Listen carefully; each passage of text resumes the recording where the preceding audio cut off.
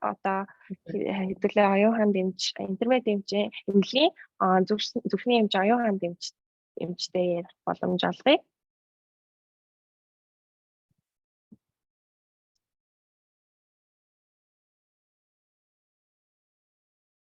За, сайн байцгаана уу? За, би Оюунханд. За, өнөөдөр артерийн даралт ихсэх өвчний талаар хэдүүлээ ярилцж байна. Тэгэхээр артерийн даралт ихсэлт Монгол улсын хувьд хэр их тохиолдолтой байд юм бэ гэдэг талаар энэ дээр доорх слайдаас бол харж байна тийм. Монгол улсын одоо нийт хүн амын 15-аас 69 насны хүн амд бол 44% нь артерийн даралт ихсэх өвч нь бол тохиолдож байгаа юм байна. За тэгээд аймаг сум бүсүүдээр ингээд тархсан байдлыг аваад үзэхэд бол ямар нэгэн ялгаа бол гаргааргүй жигэд тархсан.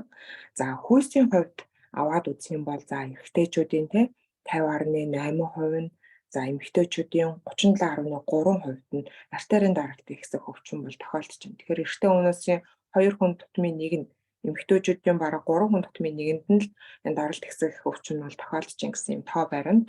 За 2019 оны халдварт ус өвчний эрсдэл өвчин зүйлсийн тохиолдлын тэм тон судалгаагаар харагдаж байна. Тэгэхээр бас ийм тоо баримт байт юм байна л да. 10 хүн тутмын одоо Монгол улсын хэмжээнд 10 хүн тутмын 7 даралт ихтэлтэй гэдэг мэддэггүй. За 2 хүн тутмын 1 нь буюу артерийн даралт бууруулга юм хэрэгэлдэг. Гэхдээ даралт ихсэлтэй мэдж байгаа боловч 2 хүн тутмын 1 нь даралт бууруулах юм хэрэгэлдэг ахна. Гэхдээ тэр даралт бууруулах юм хэрэгэлж байгаа 3 хүн тутмын одоо 2 нь даралтны хаймаа ууж байгаа боловч хэрхэн бууж байгааг гэдэг мэддэг үү, ойлгодог. За ерөнхийдөө 14 хүн тутмын 1 нь л одоо даралтай зөв хянж чаддаг ийм хүмүүс байдаг бахнэ. Тэгэхээр энэ Монгол улсын хувьд энэ хүн амын 44% нь даралт ихсэх өвчин их байгаа шалтгаан нь юу вэ гэхээр түрүүмээр профессорын хэлсэнчлэн одоо тэр амьдралын буруу хэм маягууд их нөлөөлж ингэж үзэж байна. За тэгэхээр монголчуудын 15-аас 69 насны хүн амд бол тамхи татж байгаа хувь нь бол 24%-тай, арх хэрглэж байгаа байдал нь бол 34%-тай, за хөдөлгөөний хомсдол нь бол 21.9% тодорхойлогдсон монголчуудын. За илүүдэлчин нь бол 30.9%-тай, тараалалт бол 18.5%-тай байна гэдэг нь өөрөө бидний бас амьдралын буруу хэм маягтай байгаа гэж харуулж байна энэ тоо баримтууд. За тэгэхээр артерийн даралт ихсэлтийг тодорхойлолтоор бол ерөнхийдөө 130-80 гэдэг тооноос дээш хэмжигдэж байгаа. Гэхдээ нэг удаагийн хэмжилтээр биш, хэд удаагийн хэмжилт, нэг удаагийн хэмжилт нь 2-оос 3 хэмжилтийн дунджаар байхаар тооцож бол энэ артерийн даралт ихсэлт гэдэг өвчний онш тавигддаг. Хэрвээ бид нэр одоо артерийн даралт ихсэлттэй байлаа гэж бодоход 10 мм мөнгөн усны баганаар одоо даралтаа бууруулахад одоо доорх эрсдлүүдийг бол бууруулж чадчихна тийм. Тэгэхээр хамгийн түрүүнд зүрхний титэм судасны өвчнийг бол 17% бууруулж чадна гэж байна. За тархинд цус харалт бол 27% бууруулна. За зүрхний дутагдлыг бол 28% бууруулна. Нийт нас баралтыг бол 13% бууруулна гэсэн юм тоо баримт бол байна. Тэгэхээр бид нэр энэ тоог одоо даралтаа ганцхан эмээр хянах биш, бас энэ өөртөөсөө шалтгаалах түрүүний хэлсэнчлэн тэр эрсдэл хүчин зүйлийг бууруулахад бол цэвэрлэх хэрэгтэй. Тэгэхээр хамгийн түрүүнд одоо нэгэн даралт ихсэх өвчнөд гэж тодорхойлогдсон бол эмчдэр даралтын эмчийн санал болгосон даралтын эмийг бол доктортой уух. Хоёрт нь тэр маань хэрхэн үйлчилж байгаа гэдгийг мэдхийн тулд хэдүүлээ даралт тэмдэглэлтийн тэмдэглэлийг сайн бичдэг байх. За тавлсан хугацаанд эмчийн үзлэгтэй хамрагддаг байх. Гэт энэ үзүүлэлтүүдээс гадна хамгийн гол нь амьдралын хэм маяг өөрчлөх энэ байдал нь бол хамгийн чухал гэдэг. За нэгдүгээрт нь бол жингээ байх хэрэгтэй.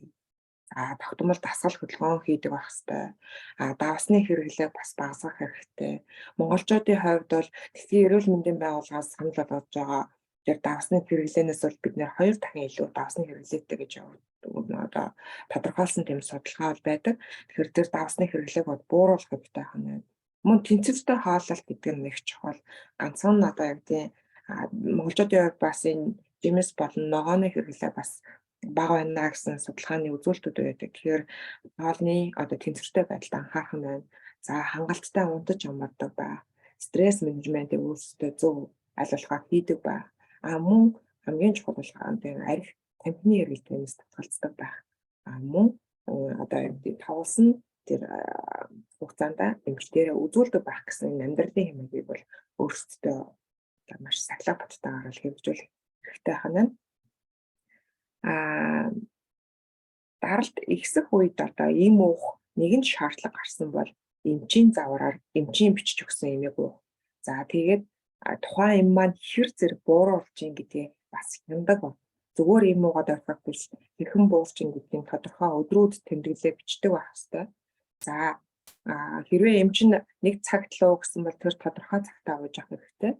За ямар нэгэн байдлаар гаж нөлөө илрэх одоо юу гэдэг харшил үүсэх тохиромжгүй санагдах юм бол тэрийг эмчтэйгээ зөвлөлдснөөр одоо эмээ солихгүй бол дур мэдэж эм ууж болохгүй шүү гэж хэлмээр байна. За оюун эмчтэй баярлалаа. За одоо хэдүүлээ асуулт хариултын хэсэг цаг баг байгаа ч гэсэндээ хэдүүлээ ээлжлээд хэд хэдэн асуулт хүмүүсийн илүү олон асуусан асуултуудыг асуугаад явъя гэж бодож байна.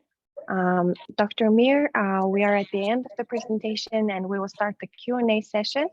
And I think we will take turns between Dr. Bə.Oюунханд and you. And we have a limited time, so I think we will choose the questions which have been more frequently asked, and we'll try to answer them. Okay. So the first question will be for Dr. Mir because it is related to kidney. Somebody asked, has chronic kidney inflammation, blood pressure increases sometimes, what lifestyle change and medication do you recommend? What should I do is the question. So kidney inflammation is a very popular disease here in Mongolia. So what should you do if the blood pressure is increasing? I'll translate it first and please answer. За тэгэхээр одоо асуулт хариултын хэсгээ хэллээ. За тэгээ эхний асуулт болохоор хүмүүс монголчууд маань маш их бөөрийн өрөвсөлтэй гэж ярьдаг. Тэгээ бөөрийн өрөвсөл онцлогдсон эсвэл артаг бөөрийн өрөвсөлтэй. За тэгээ энэ бөөрийн өрөвслөөсөө болоод усны даралт ихсэж байгаа бол хэрхэн амьдралын маягаа өөрчлөвл тустай вэ? Дээрээс нь ямар ийм санал болох вэ гэж асуусан байна. Тэгэхээр бөөртэй холбоотой учраас Mir эмчээсээ хариулт авъя. Please, Dr. Mir. Okay.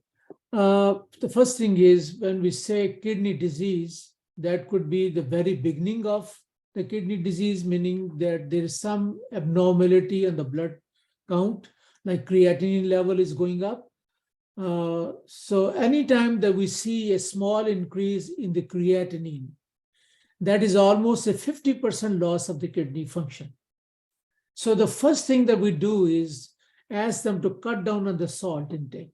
Now people say, well, you know, how much the salt intake will decrease my blood pressure? They say if you decrease your salt intake by 1 gram a day, normally we take about 9 grams. Some people do more than that. So if you decrease by 1 gram a day, you will decrease your blood pressure by 1 millimeter.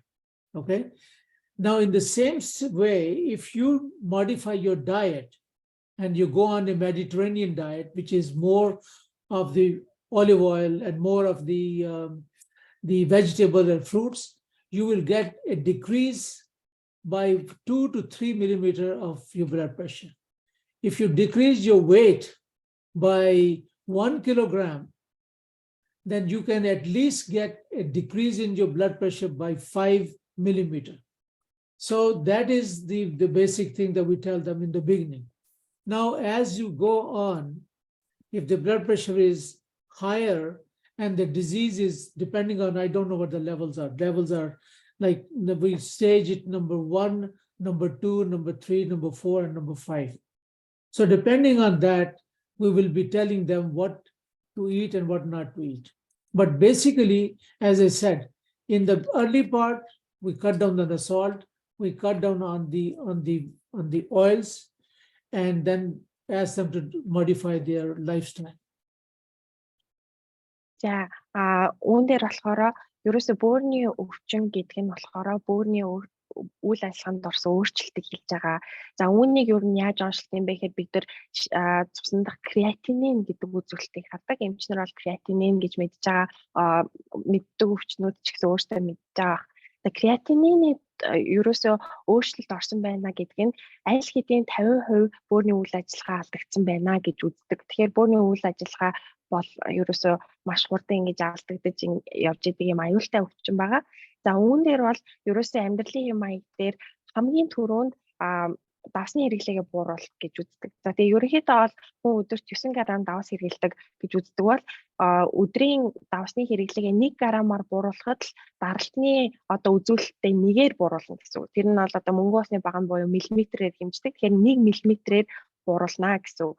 За тэгээ Mediterranean буюу одоо Италичуудын ч гэдэг юм уу монголчуудын их мэдгээр Итали хоол гэж ярьдаг. Тиймэрхүү төрлийн хоол гэж үзэж байгаа дэглэм гэж хэлээд байгаа юм нь юу гэхээр оливын тоос их хэрэглэх, ургамлын гаралтай тоос их хэрэглэх, тэгээд жимс ногоо их хэрэглэх, өөрөөр хэлбэл хансан өөх тоосоо багасгадаг тийм төрлийн хоолны дэглэм хэрэглэхэд 2-3 мм буюу 2-3 даралтаа бууруулна гэж үздэг юм байна. Тэгвэл хэрвээ та жингийн илүүдэлтэй бол жингээ 1 кг-аар бууруулахад даралтаа 5-аар бууруулна гэсэн. 5 мм буюу 5-аар бууруулна гэж үздэг юм байна. За тэгээ бөөрийн өвчин маань өөрөө юм үе шаттай байдаг. Ерөнхийдөө мэргэжлийн хэлээр бол 1-5 хүртэл явдаг. Тэгэхээр илүү хүндэрсэн тохиолдолд бол бид нэр өвчнүүдтэйгээ уулзж агаад ийм юм мэдэж болно, ийм мэдэж болохгүй гэдэг янз бүрийн одоо амьдралын маягийн талаар өөрчлөлтүүдийг зөвлөдөг. Гэхдээ энэ тохиолдолд бол ерөнхийдөө иймэрхүү өөрчлөлтүүдийг хийхэд бол хангалттай гэж үзнэ. So I'll ask the next question from Dr. Bə.Оюунханд. За дараагийн асуултыг бол Оюунханд дэмжээсээ асууя. Хүмүүсийн маш их ирүүлж байгаа асуулт нь болохоор ерөөсөө даралтны имээ байн гуудаг тэгээд им байн уух хэцүү байдаг ямар нэгэн амьдралын маягийн өөрчлөлт эрүүл амьдраад ингээд хичээгээд байх юм бол хизээ нэгэн цагт даралтны имээ ууха болж босох уу уухгүй болдог тийм үе гэж байх уу гэж маш олон им уудаг хүмүүс маань асуусан байсан. За ямар ч байсан нэгэнт даралтны им уух шаардлагатай байна гэд эмч нь үзсэн байгаа бол за даралтныхаа имийг уулуун. Гэхдээ ганцхан даралтны имэнд найдахгүйгээр амьдралын хэм маягаар шалтгааллах зүйлүүд бол хийн. Сая профессор хэлдгээр бол хэдүүлээ ямар ч байсан давсны хэрэглээ, за жингийн илүүдэл байдлыг бууруулах, дээрээс нь алкогол, тамхины хэрэглээ энэ төр бууруулахад тодорхой түвшинд эмгүүгээр бол бууруулах бол боломжтой. Тэр хичээл зүтгэл амьдралын хэм маягаар одоо бууруулж байгаа даралт нь яг зорилт төвшөндөө хүрэхгүй бол эмийнхээ хэрэглээг бол давхар хэрэглэж байх хэвээр. Бид нэр эмчдэр ямар ч эмчдэр очсон даралтын эм зөвлөхөөс өмнө зүрх судасны эрсдэл хүчин зүйлийг бол тодорхойлдог. Тэгтэл зарим нэг хүмүүс одоо 130-аас дээш залуу хүмүүст бол бид нэр магадгүй зөвхөн амьдралын хэм маягаа хянаад ирээч. За өөрчлөлт ирээч. Тэрний дараа даралтын эм доктортой уулах уугүй гэдэг шийдвэр гаргадаг гэсэн. Тэгээ магадгүй эм хэрэглэж авах явцын донд үнэхээр амьдралын хэм маяг өөрчлөгдөө даралт доктортой болох юм бол тэр юм дуу зогсож болох байх. Гэтэ эмчтэйгээ ярилцж байгаа шийдэндээ. За баярлалаа. Одоо ахаад нэг асуулт асуугаад тэгээд ерөнхийдөө бидний цаг дуусчих шиг байна. Dr. Amir, this is the last question. I think we have time for one question each for you and Dr. Bə.Oюunханд. The next question is how to identify the root cause of hypertension. Well, that's $1 million question. We all have been trying to find out if there's one single cause that will identify as a reason why people get high blood pressure. I think there's some element of genetics. There's some, but mostly it is modified by the environment and our lifestyle that we have. So basic thing is, and also the fact that as we age, the blood vessels also age. So they are not as young as, for a child's arteries. So we age and the blood vessels become not only stiff, but they also, they have their own elements which are determined by the high cholesterol and other things that add on to the disease in the blood vessels. So the cause of the blood pressure will be like as we age beyond 50, many people will become hypertensive, even if they were in the best of the shape, but they will have some change in the blood pressure. So what we have to do is, we know that genetics and whatever we have, we can change it, but we can change our lifestyle, we can change what we use, we can change what we eat, we can change and avoid the medicines or the things that will hurt the kidneys and also cause the blood pressure. So that is my answer to this complex question. За би мэрэмжээс цусны даралтын хэтгэлтийн шалтгааныг яаж олох вэ гэдэг тийм асуулт асуусан. Тэгээ эмч маань наа чи $100 асуулт байна гэдэг чинь. Тэгээ энэ чинь бол ерөөсөө маш олон хүчин зүйл нөлөөлж байгаа. Дээрээс нь хариулахад маш хэцүү асуулт. Ерөнхийдөө бол нэгдүгээрт бол удамшил буюу генетик маш их нөлөөлдөг. Тэгээ генетикээс гадна хүний амьдарч байгаа орчин буюу амьдралын хэм маяг бол мэдээж хамгийн их нөлөөлнө гэж түрүүн хэлсэн. Тэгээ ерөнхийдөө бол насжилт гэдэг бол угаасаа одоо эргэж буцахгүй зүйл. Хүний нас ахих тусам, хүн хөгшрөх тусам хүний бие эрхтүүд хөгшөрч байгаа. Дээрээс нь судаснууд нь бас өөрөө хөгшөрч байгаа. Артерийн судас өөрөө хатуураад хөгшрөөд ингээд үйл ажиллагаа нь өөрчлөгдөж эхэлж байгаа гэсэн үг. Дээрээс нь мэдээж нас явах тусам бусад одоо холестериний түвшин ихтгэж байдаг юм уу? Ингээд бусад хүчин зүйлүүд бүгд ингээд нөлөөлөд даралт ихтэлтэй үүсгдэг. Тэгээ 50-аас дээш насны хүнд бол хичнээн эрүүл амьдардаг байсан ч гэсэндээ одоо өөр бусад өвчнгүй тийм хүн байсан ч гэсэндээ даралтанд нь ямар нэгэн өөрчлөлт угаасаа орж эхэлдэг. Гол нь тэр нь хэр их үү, яаж хянах уу гэдэгтэй л байгаа. Тэгээ бусад одоо бөөрч гэдэг юм уу, бусад хүчин зүйлүүд мэдээж нөлөөлнө. Тэрийг бол ингээд эмчид очиж тодорхойлох хэрэгтэй. Гэхдээ ерөнхийдөө бол энэ асуултанд бол нэг ширхэг тийм хариулт байхгүй. Yeah, thank you, Dr. Mir. I'll ask the last question from Dr. Б.Оюунханд. За олон асуултууд ирсэн байна. Тэгээд ерөнхийдөө доод даралт 100-аас дээш гарчаад байна. Доод даралт ихсэх шалтгаан юу вэ гэдгийг хүмүүс одоо дээд доод гэдэг даралтаа ерөнхийдөө бол дээдлэн ихсгээр даралт ихсэж гин гэж их тодорхойлж байгаа харагддаг. Гэтэл доод даралт нь одоо бүр тийм огцом ихссэн байгаа ч гэдэг юм уу, түүнийхээ ялгааг бас тодорхойлоход нь тусалж өгнө үү? Доод даралт ямар шалтгаанаар ихсдэг юм бэ гэж. За яг хүмүүсээс ирдэг нийтлэг асуулт ирж байгаа шалтгаан бас ингээд өөрсдөө ангилаад тэгээ доод даралт их болсон байна гэдэг ер нь ханддаг л да. Гэхдээ яг энэ яг тэрнээс энэс яг юунаас гэдэг нь бол саяны нөгөө Мэр профессор хэлсэнтэй яг адилхан тэр шалтгаанаас гээд яг тодорхойлох арга бол байхгүй. Тэгэхээр ямар ч байсан эмчтэр хандж ижил одоо яг юунаас гэдгийг нь бол тодорхойлох хаал гэж хэлдэг. Ганцхан одоо хэмжилтээр биш тэр шалтгаан хүчин зүйлийг хаах ихэнх шатны энгийн шинжилгээний одоо ядаж хийж иж нэг дүгнэлт гарч ирнэ гэж хэлдэг байгаа.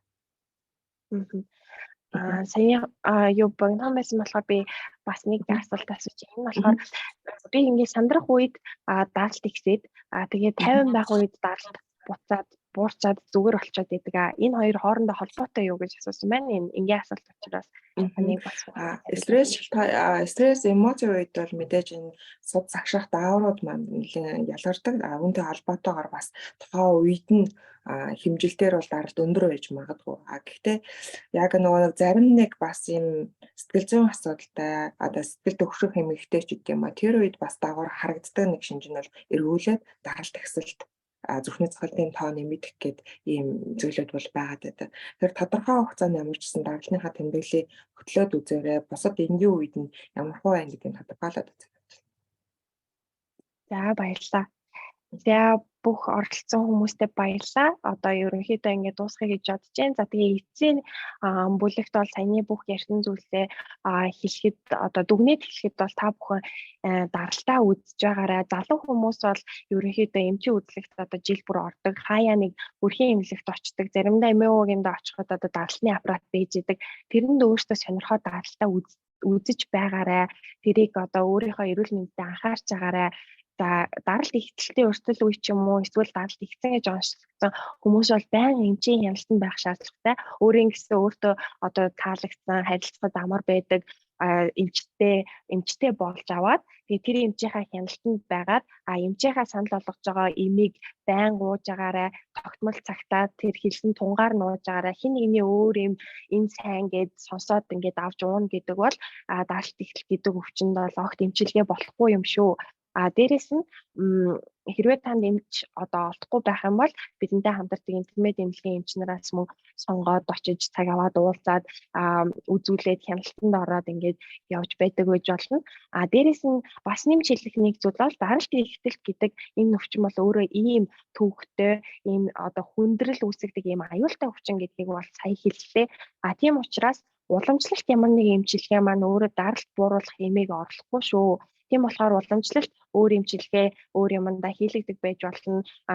Уламжлалт одоо Европ эмнэлгээрийг авсраад явдаг байж болно. Гэхдээ даралтны эмээ бол тогтмол ууж явах ёстой шүү. Хянаад явж явах ёстой шүү гэдгийг бол дахин сануулъя. За тэгээд анх хэлсэнчлэн манай Mederva Health-н community-гийн гишүүн болоод түрүүний одоо линк чатаар бас явуулчих. Тэр группт ороод асуулт асууад, хариулт аваад, өөрийнхөө эрүүл мэндийн төлөө мэдээлэл аваад ингээд тогтмол эрүүл мэндийн талаар мэдээлэл аваад ингээд явж байгаарэ. Манай Verify app бас гарахаар ашиглаж эхлээрэй гэж хэлмээр байна. Өнөөдөр цаг гаргаж орж ирсэн та бүхэндээ маш их баярлалаа. Асуулт асуусан хүмүүстээ ч гэсэн маш их баярлалаа. Тэгээд цаг бага байсан учраас цөөхөн асуулт асуулаа. Гэхдээ та бүхэн хүсвэл цаашдаа тэр community дотроо group дотроо ороод асуултаа бичээд хариултаа аваад явж болно шүү.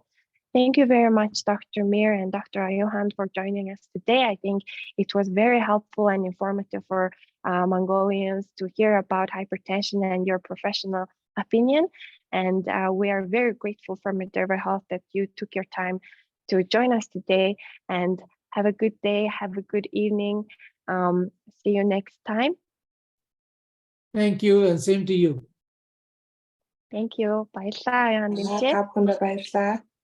Баярлалаа. Өдрийг сайхан өнгөрүүлээрэй. Баяртай. Баяртай.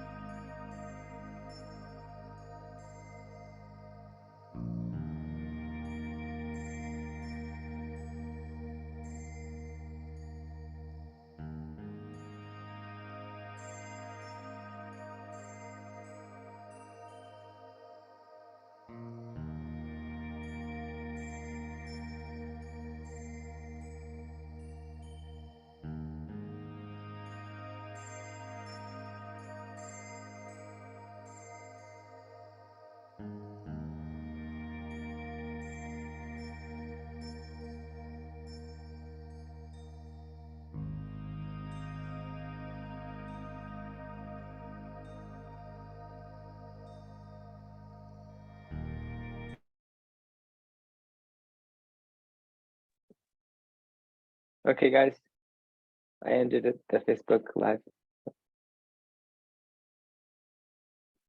Thank you. Nice job, Bardula. That was great. Thank you. How do you feel? Thank you, Dr. Öyuhan. Thank you so much for joining. It was a pleasure to have you. Okay, thank you. Маш их баярлалаа. Баярлалаа.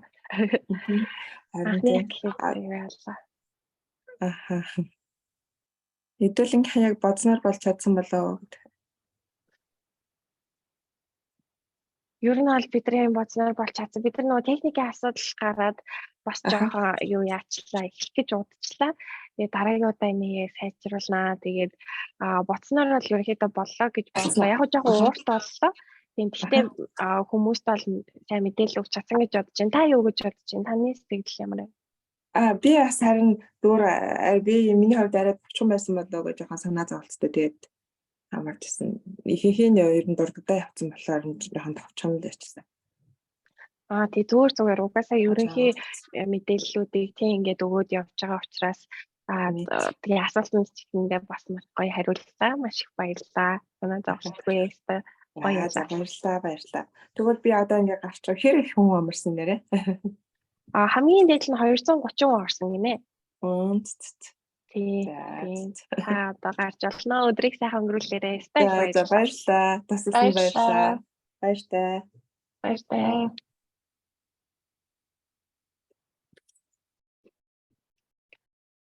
Yeah, she says she was a little bit worried that she didn't talk extensively, didn't talk long enough, but she thinks that it was really nice and we gave a lot of information. So yeah, she is very satisfied.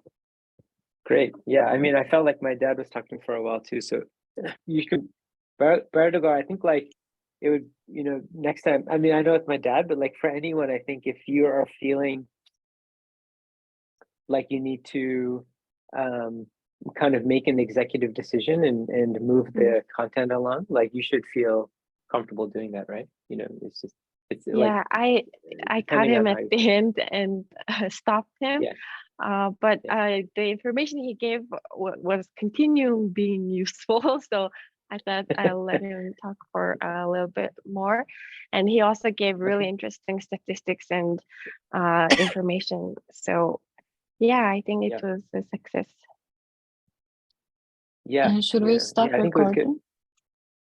Sorry. Oh, sure. Yeah, we can stop recording. Yeah.